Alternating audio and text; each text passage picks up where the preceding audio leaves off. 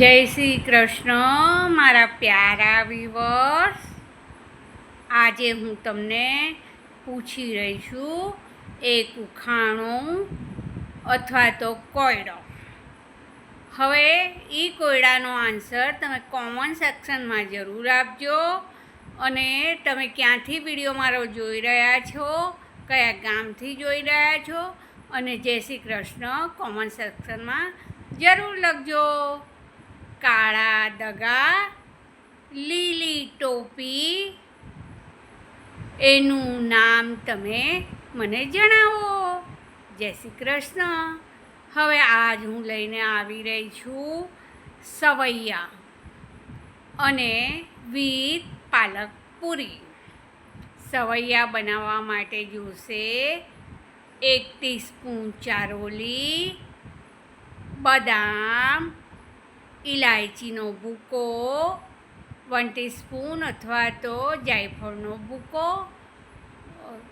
બદામ, પિસ્તા ને કાજુ કિસમિસ, 1 વાટક્યો સવૈયા અને સાકરને 1 લીટર દૂધ। હવે બનાવવાની રીત। સર્વપ્રથમ કાજુ, બદામ અને પિસ્તાને ઘીમાં થોડા સોતળી લો અને પછી એ બહાર કાઢીને એ જ ઘીની અંદર સવૈયાને શેકો। પિંક કલરનું થાય એટલે એની અંદર દૂધ એડ કરો અને દૂધ એડ કરીને એકદમ સવૈયા ચડી જાય એટલે એની અંદર સાકર નાખો ને વ્યવસ્થિત થઈ જાય એટલે નીચે ઉતારીને ઠંડુ થાય એટલે એને ફ્રીજમાં રાખી દો। હવે પાલકની પૂરી બનાવવાની રીત। 1 જોડી પાલક, કોથમીર, મરચાં આદુની પેસ્ટ ને મીઠું।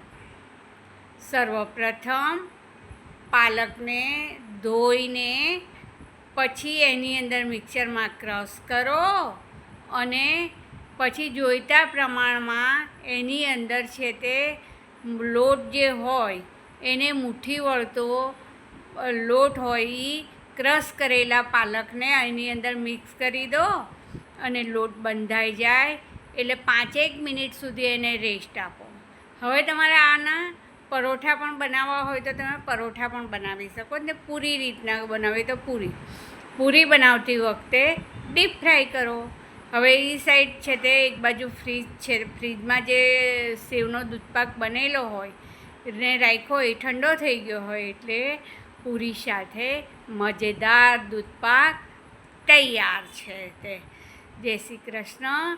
અને પાલકની જે પાછળનો ભાગ નીકળ્યો હોય એને તમે ગાય માતાને ખવડાવવાનું ભૂલતા નહીં, કારણ કે ગાય માતાની અંદર 33 કરોડ દેવતા બિરાજે છે, કારણ કે એના દૂધમાંથી ઘી બને, દહીં બને અને એ જે દૂધને બધું હેલ્ધી હોય તો આપણે પણ હેલ્ધી રહીએ।